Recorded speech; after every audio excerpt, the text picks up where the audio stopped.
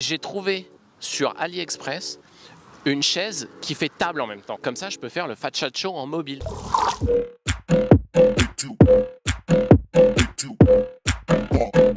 I love it. Bienvenue sur le Fat Chat Show. Il est revenu le Fat Chat Show. Là, on est sur un concept. En fait, on est sur le kebab. Le setup d'aujourd'hui. Vous n'êtes pas prêts, les gars.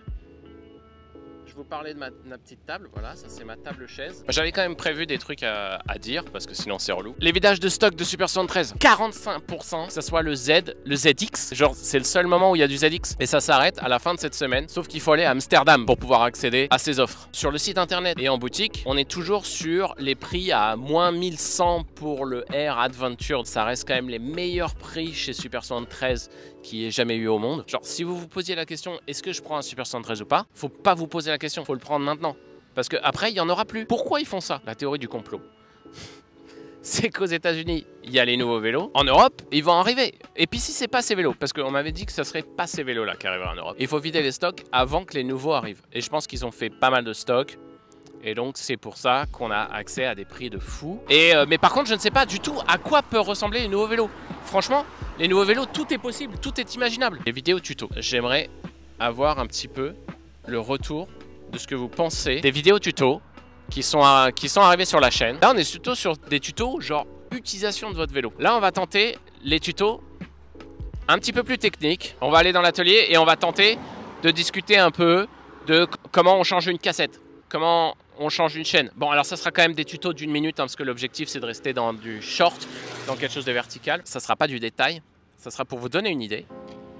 Oh, et ça marche bien, hein. Quand il y a un camion qui passe, c'est un délire. Parlez du niveau de difficulté de chaque tuto. Vas-y, j'aime bien ça. Vas-y, je garde David. Merci. Donc on va avoir trouvé un système vert, orange, rouge, noir. Ah oui, comme les pistes de ski, quoi. Mais c'est une bonne idée. C'est une bonne idée. Ouais, et comme ça, j'ai pas besoin de le dire. Je mets juste une pastille sur la vidéo. Ok. Bon, bah, en tout cas, les tutos, ça vous plaît. C'est ça qui est aussi intéressant pour moi de savoir, c'est est-ce que les tutos, ça vous plaît? Ah, et en fait, le deuxième sujet dont je voulais parler, je vous le dis, j'ai commencé à faire du merch. Et en fait, le principe de mon merch, c'est de faire des phrases. Et je vais vous pitcher les phrases que j'avais trouvées. Je suis gros, mais je suis un vélo. 3000 €, c'est le prix d'une moto. Parce que je sais pas si... Je suis sûr, tu l'as déjà entendu 20 000 fois, genre quelqu'un qui arrive, qui te dit « Ah, il a trop bien ton bike ». Et tu dis, il te dit, ça coûte combien? Tu lui dis, bah, c'est entre 3000 et 5000. Et là, 3000 €, mais c'est le prix d'une moto. Ok, ta moto, c'est parking payant, c'est assurance, c'est accessoires obligatoires, c'est plaques, c'est carte grise, c'est amende, c'est voie fermée, c'est contrôle technique, c'est prix de l'essence. Donc en gros, ça ferait un gros paragraphe comme ça, là, avec tous les trucs de la moto. En dessous, un gros, il y a R sur le vélo. Et après, genre la photo d'un pigeon. Et qui dit, c'est toi le pigeon. Mon vélo trop gros?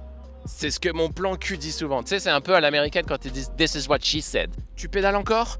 T'es gaze, mon gars. C'est pas un vélo, c'est une moto. C'est ce que j'avais pour l'instant. Je sais pas si tu connais la marque End One. Il y a un super documentaire Netflix. C'est une marque de street basketball qui s'est créée. Et ils avaient ce côté un peu insultant, genre t'aurais jamais dû me faire rentrer sur le terrain, t'as pas de jeu ou un truc comme ça. Et je voudrais avoir ce côté un petit peu rentre dedans dans le merch. Il commence à faire noir. Là, il commence à faire peur en fait. Bah t'as vu, je suis sur le kebab. Il fait peur un peu. Pas mal, mon cher, la moustache. No ride, no bro. Vas-y, je note. Il y a une déclinaison à faire. Là, comme ça, je suis pas... Je le vois pas, mais j'aime bien le no quelque chose, no quelque chose. Un truc simple et efficace. Les ActuBike, on va les faire. Elle date d'il y a un mois. Les news que j'avais sélectionnées, celle-ci, elle est intéressante. Pourquoi? Parce que ça voulait dire que, en fait, même les constructeurs de vélos européens commencent à dire les lois de anti-dumping, ça fait chier parce que... Bah en fait, ça les empêche eux-mêmes d'accéder à des pièces à des prix raisonnables. Et donc derrière, de faire en fait des vélos européens pour le coup, parce que juste ils veulent faire des vélos où ils ont tout assemblé eux-mêmes. Et du coup, avec toutes les lois justement qui moi m'ont empêché par exemple de faire ramener le Surpanda facilement en Europe, et ben là, eux ils se retrouvent à être emmerdés juste pour ramener du Bafang par exemple, un moteur Bafang ou d'autres trucs comme ça. Même les constructeurs européens disaient ouais bon anti-dumping c'était bien au début, c'était bien sur le papier, mais en fait c'est un peu de la merde. Deuxième news, alors ouais celle-là je l'aimais bien parce que ça c'est mon côté informaticien tu vois, c'est l'Urtopia avec GPT. Du coup c'est d'avoir un vélo où tu peux lui parler. Comment je fais pour accéder à la Korea House pendant les JO 2024? Et bim, t'as le vélo qui te parle, qui te valide est-ce que tu veux vraiment y aller, et quand tu lui dis oui, boum, il t'affiche sur le petit display le trajet pour y aller. Moi je trouvais ça l'idée extraordinaire. La suite, énormément de parking pour vélo. Donc il y a de très très beaux parkings dans Paris et pour toute typologie de vélo. Alors ça, ce que je sais pas, c'est si c'est gratuit ou pas. Je voulais y aller et je voulais aller faire un check, mais j'ai pas eu le temps de le faire. J'avais testé un vélo, le iWish, qui avait sa fourche avant en carbone. Et ce qui permettait d'avoir une certaine souplesse et une certaine suspension sur la fourche avant. Alors c'est pas la folie non plus, mais ça fonctionne. T'as là, ce truc là, les arrondis là, en fait, c'est des plaques de carbone pour créer une suspension arrière autour d'un moteur mid. Moi j'aime bien l'idée. Encore une nouvelle innovation dans le monde du vélo, où mettre la suspension arrière et avec des nouveaux matériaux. Je vous avais parlé des vélos Angel qui avaient fait une collab avec Mini. Et bien là, ça y est, ils ont sorti leur version à moins de 2000 €. D'ailleurs, on le voit avec aussi Rough Cycle. Le Z Miami, aujourd'hui, il est à moins de 2000 balles. Mais en vrai, l'objectif, c'est qu'il faudrait qu'ils arrivent à l'avoir à 2000 balles tout le temps. Et il y a une vraie barrière psychologique, c'est que les gens, ils veulent leur premier vélo, fat bike, ou n'importe quel vélo d'ailleurs, en fait, un petit peu haute technologie, etc. Il faut qu'ils arrivent à être en dessous de 2000 €.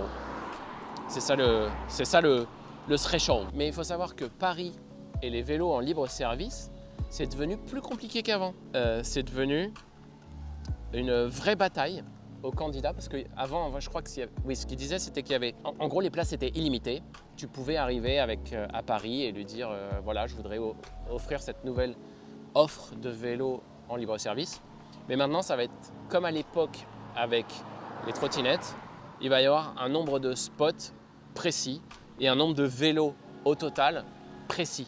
Ce qui emmerde un peu ces entreprises-là, parce que d'une certaine manière, ça veut dire qu'elles savent dès le début qu'elles sont capées sur leur capacité à gagner de l'argent du coup, puisqu'elles savent qu'elles ne pourront pas avoir plus de X milliers de vélos dans Paris. Un minimum de 3000 engins et un maximum de 6000 engins. Il y a une entreprise qui a inventé des casques gonflables.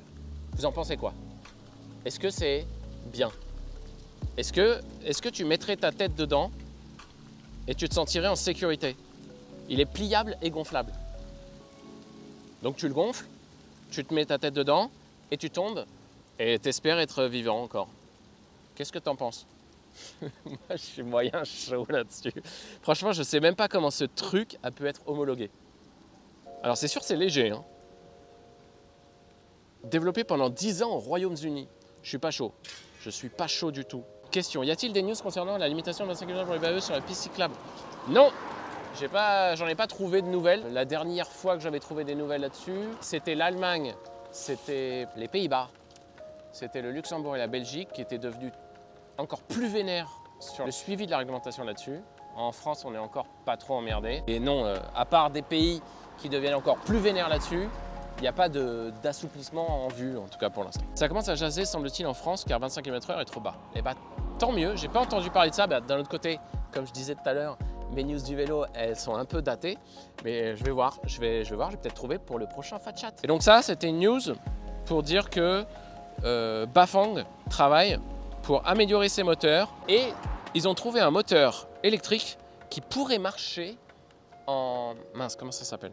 En courroie. Avec une courroie.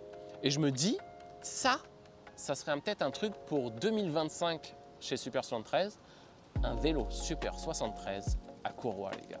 En Europe, je pense que c'est largement faisable. Parce que ça serait un système de moteur qui te permettrait de changer des vitesses, comme j'avais déjà pu le tester sur un des vélos, dans une des reviews que j'ai faites de ma chaîne. Et donc je pense qu'il y a un vrai truc aussi là-dessus qui pourrait avancer, avoir un moteur courroie avec des changements de vitesse et qui en plus du coup permettrait de ne pas défoncer ton moteur si tu veux partir à fond. Parce que ça serait de façon un peu incrémentielle. La techno existe déjà.